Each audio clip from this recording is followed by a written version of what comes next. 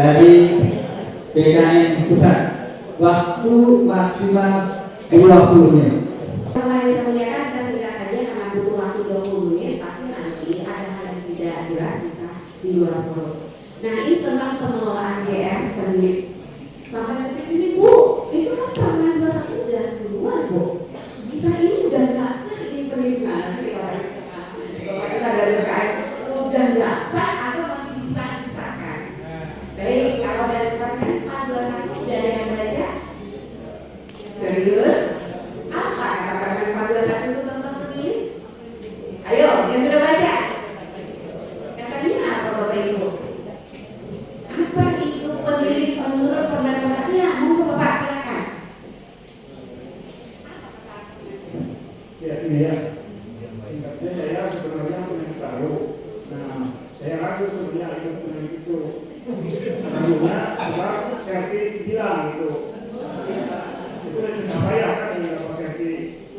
Kata Pak Kabit, Mas dan Pak Lut ternyata menurut biasa Pak Kabit bahwa menurut Permen nomor 21 tahun 2024, nah pemilik itu akan sama seperti pengawas mendapatkan serti. Ya jangan khawatir, saya ikut pemilik. Ternyata setelah masuk serti saya 4 bulan harus dibalikan sebab saya kemarin berarti. Nah, jadi dari Dapodik serti kan berguru sehingga dapat serti sampai bulan Juni. Nah, saya harus mengembalikan bulan Maret, April, Mei dan Juni. Nah, kalau dihitung itu sebab saya akan ditahan kalau tidak dikembalikan. Saya kembalikan uang serti tidak seimbang dengan uang SPP. Saya sebenarnya bisa kembalikan betul. Kalau bisa dikembalikan betul. Kalau serti 3 bulan itu 13.5 gitu. 13.8 belum pakai. Kalau udah pepet, lalu saya bilang. Jadi yang saya dapat informasi bahwa pemilik itu akan mendapat serti seperti pengawas. Ternyata tidak, harus mengembalikan. Saya kecewa itu. Ya, terima kasih. Terima kasih. Pertanyaan saya itu kamu sudah baca belum Pak Permen 41? Sudah? Baik, tapi tadi yang disampaikan itu adalah omongan Pak Kadin bahwasanya pemilik itu dapat serti. Padahal kalau dibaca Permen 41 ya ada ngomong itu. Ya ada ngomong di Permen 41 pemilik dapat serti. Ada nggak kosa kalimat itu di dalam permennya? Ya, ya. Baik, sekarang kita lagi nih jadi baju permen. Permen 41 tahun 2024 itu permen tentang penyesuaian 4 JR ke dalam JR guru. Jadi JR pemilik, pamong belajar, pengawas sekolah, dan JR guru itu disesuaikan menjadi JR guru menurut permen tersebut. Di mana ketika teman-teman itu adalah pemilik, namanya JR guru dengan penugasan sebagai pendamping satuan pendidikan non formal. Itu nama pemilik. Jadi bertransformasinya ke situ menurut permen itu. Nah, nomor 81 juga ketika Bapak Ibu ini adalah pemilik yang disesuaikan ke dalam JR guru, artinya hasil akhir dari permen itu semua Bapak Ibu yang pemilik, yang pamong, yang pengawas menjadi nama JR-nya guru. Itulah kenapa Pak Kadin bilang pemilik akan dapat serti. Jadi kalau ketika dia bukan serti sebenarnya TPG, nah itu loh. Kalau serti apa kepanjangannya? Sertifikat pendidik, sertifikatnya sertifikatnya doang. Yang mau uangnya. Nah, jadi sekarang ini benar-benar diperhatikan sertifikatnya pendidik. Nah, kenapa dapat serti ketika ada penyesuaian ini? Karena nanti namanya nomenklaturnya menjadi guru. Oleh karena itu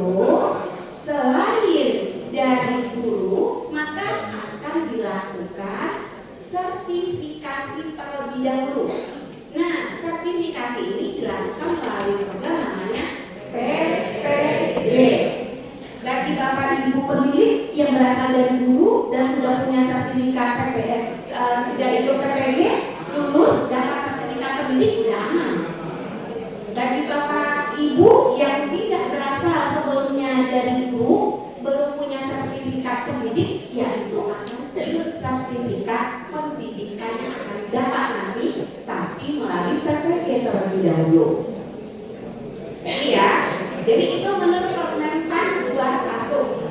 Oke, sudah paham sekarang maksudnya ya? Jadi kenapa sertifikat? Itu akan menjadi JR dulu. Nah, perjalanan permen ini terbitnya di akhir tahun.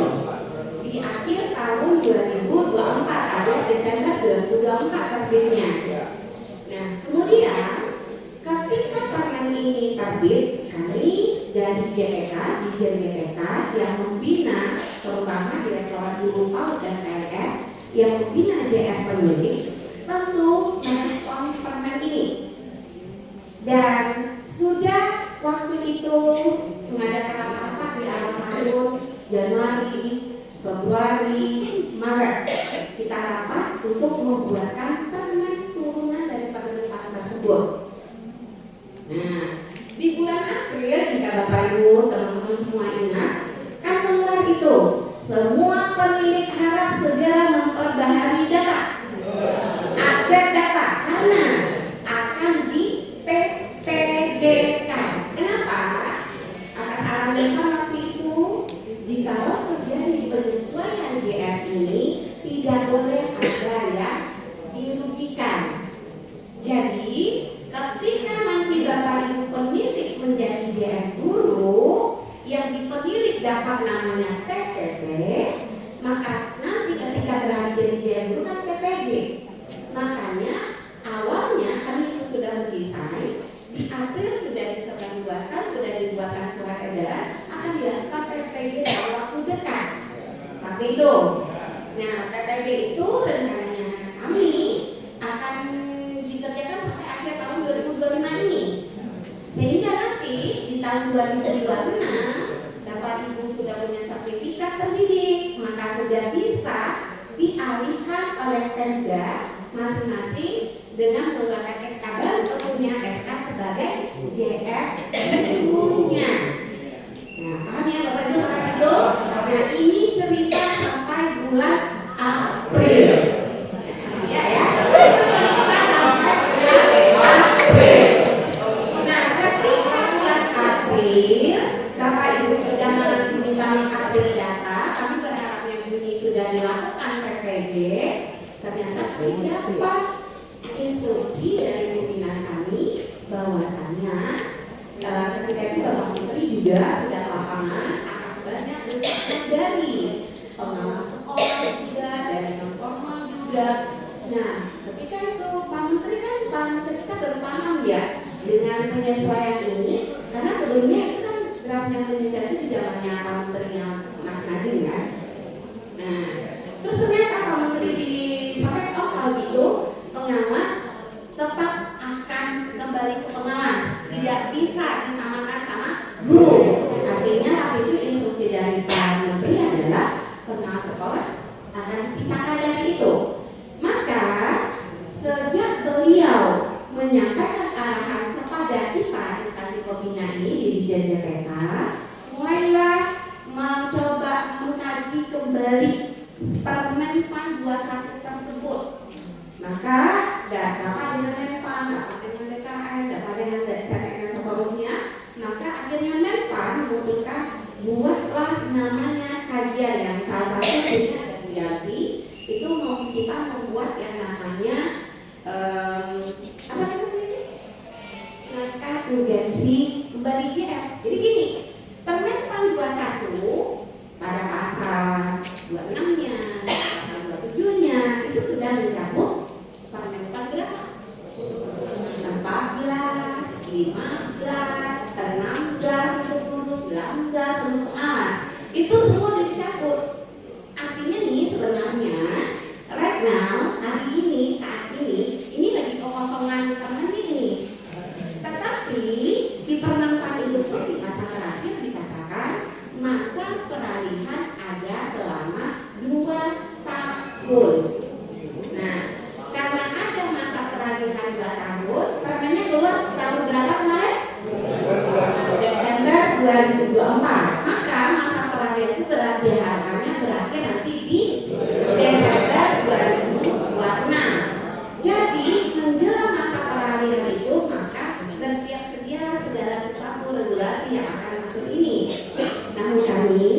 dapat tugas dari pimpinan bahwasanya ini kembali ke masing-masing. Maka minta bikin dulu, kami sampai melakukan riset Bapak. Maka ada yang ke Lombok, ada yang ke Kalimantan untuk mengumpulkan JR yang 4 ini, bagaimana komentarnya, bagaimana dampaknya di lapangan terhadap para pejabat JR-nya. Nah, itu dilakukan survei, dilakukan risetnya, dan kemudian akhirnya Pak Menteri menginstruksikan kepada tim agar membuat naskah urgensi sejalan dengan apa yang diminta Menpan. Naskah urgensi kembali ke JR masing-masing.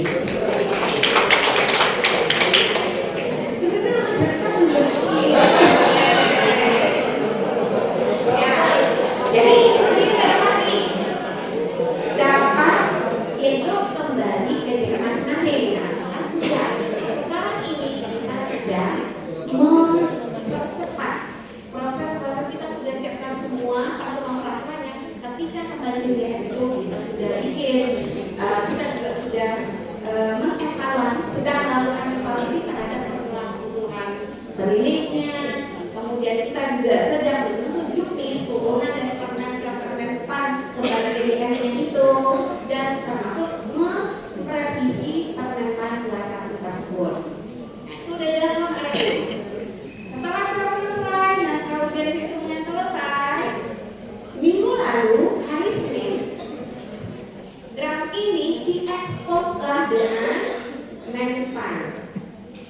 Diekspos dengan Menpan, dibacakan ke Menpan, dibahas dengan Menpan, dan Menpan waktu itu hadir semua asdep dari Menpan.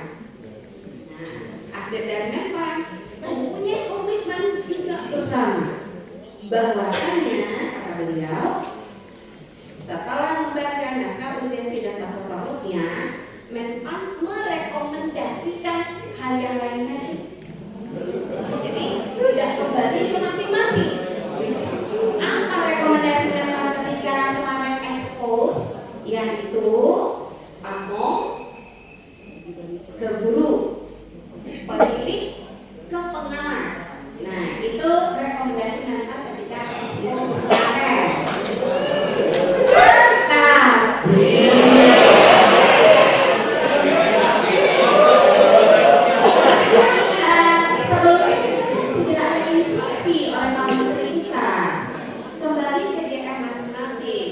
Dan kemudian juga Permen 21 ini sekarang teman-teman pastinya tahu, ada dari IPI, ada dari IPADI juga, itu sudah melakukan mengajukan surat ke Mahkamah Agung, gitu kan ya kabarnya, mengajukan surat ke Mahkamah Agung tentang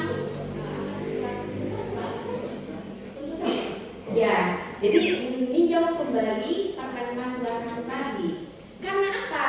Karena logikanya teman-teman PNK mengatakan kami ini secara undang-undang nggak bisa digabung dengan formal karena kami non formal. Di undang-undang kami ini jelas jalur kami non formal. Tempat kami bukan sekolah. Nah itu yang non formal bilang. Sementara kalau yang formal tempatnya sekolah. Nah, kalau yang pengawas sama pendidiknya tidak terlalu ribet karena dua-duanya mereka di dinas, oke, home base-nya dinas, ya. Jadi kalau sisi itu tidak bermasalah, tapi bermasalahnya ketika melakukan pekerjaan.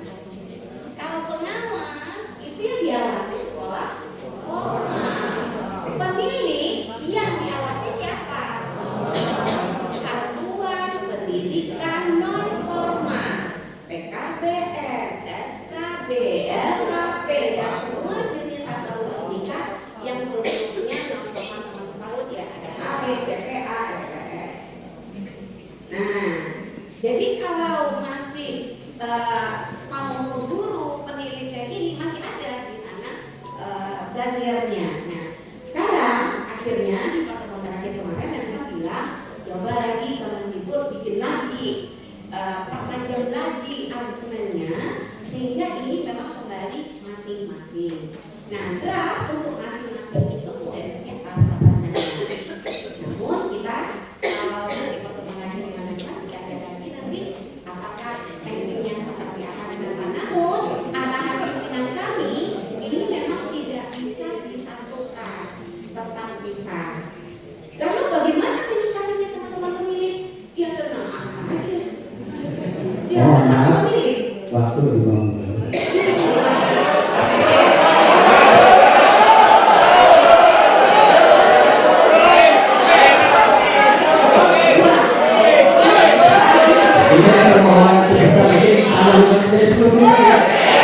Ulang lagi.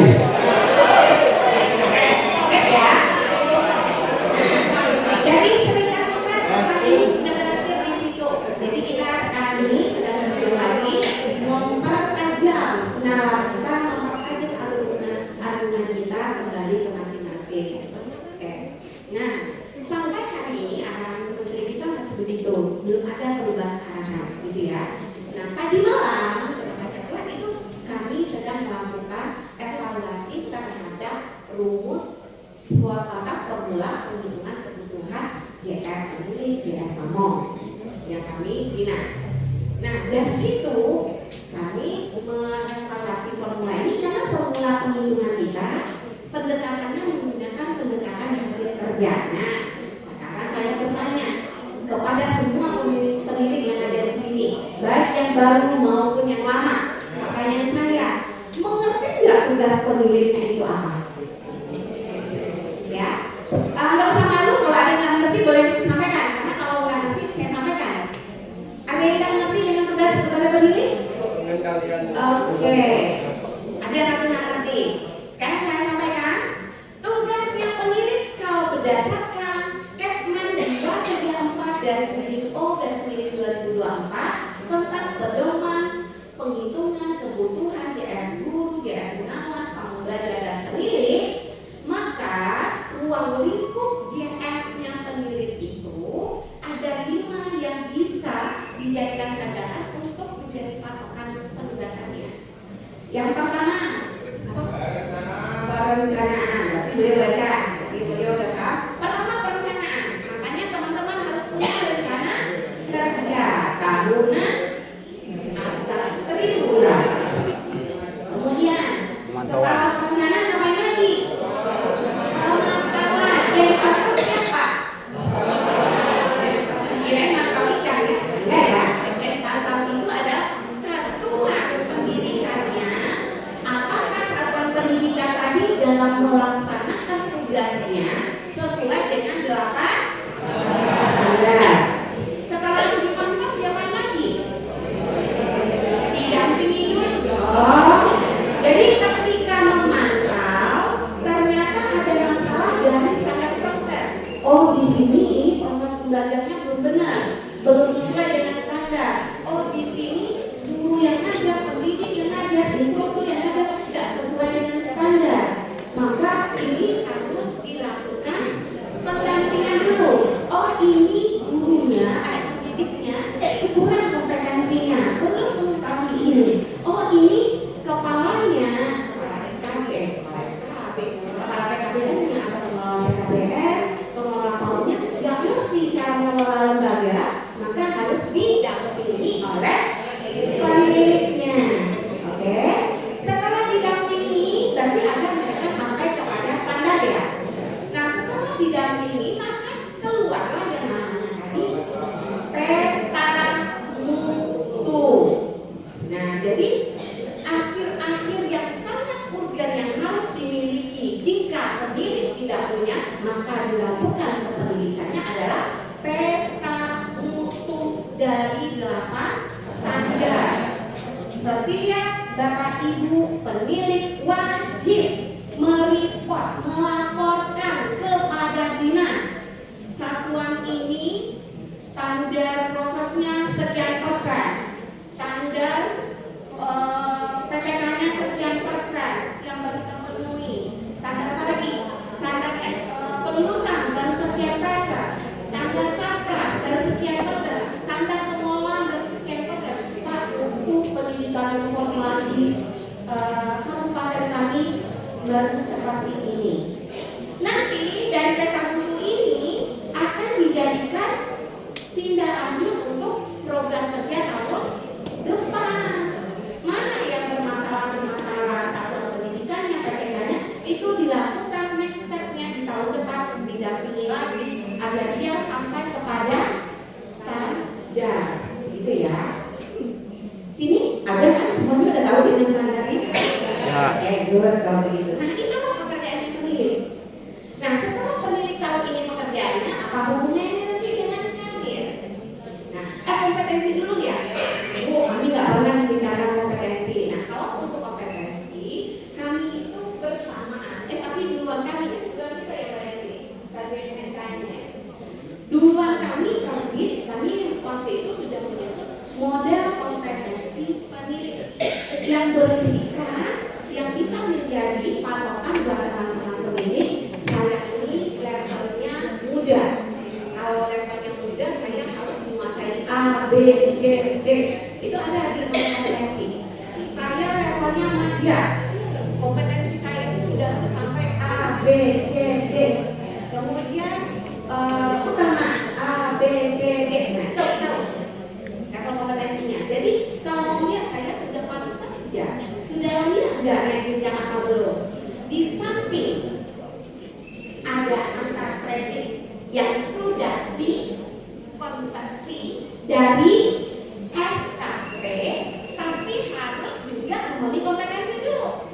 Makanya untuk memenuhi kompetensi itu agar kami tahu pembina tahu kalau Bapak Ibu dan teman-teman ini sudah memenuhi kompetensinya, maka diuji. Makanya ada ujikom. Jadi kalau ada yang dari muda mau ke madya, maka dia harus diujikom dulu. Yang diujikan kompetensi mana Bu Esti? Tentu dia akan diuji kompetensi yang dia akan naik. Ini di muda udah nih. Harapannya di muda kompetensi dari yang muda sudah dia kuasai. Kalau ke madya itu kami akan menguji kompetensi dasar-dasar yang mesti dimiliki oleh seorang madya. Nah, ketika nanti uji kom sudah dilakukan, sudah dilewati dan ternyata lulus, maka next kita undang Bapak kita BKN. Pak, tepuk tangan.